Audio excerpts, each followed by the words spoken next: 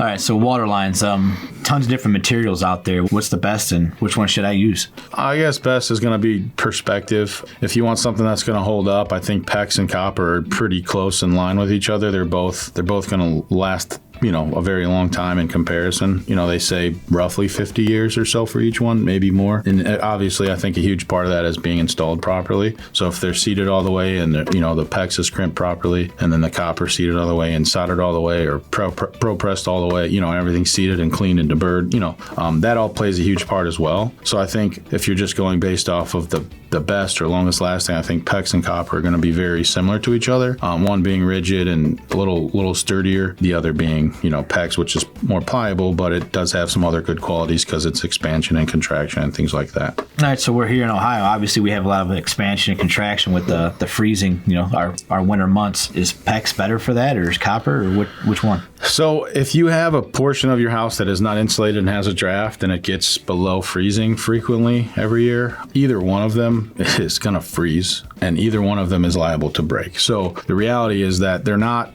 designed with freezing temperatures in mind. Either one. So I'd say by far the worst material you can use for water lines, especially with colder temperatures, is going to be CPVC. It splinters and it gets brittle because of the heat. In the cold and heat, it contracts and it becomes very brittle. So I would recommend never using that for any application. That's a personal preference. As far as PEX or copper, they say PEX, it does expand a little bit more. So if it does happen to get a little freeze in a spot and it's not super close to a fitting, the chances are it may not break. It may just get frozen, and then once it thaws out, it will go back to its original form.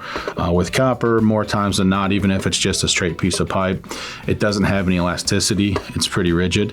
So what would happen is that ice would expand, and then it would burst the pipe. So then you do have a problem after it's frozen. Most likely got to fix that section or multiple sections. But again, I wouldn't say one's better than the other in cases where that there's a spot in your house that gets below freezing every year.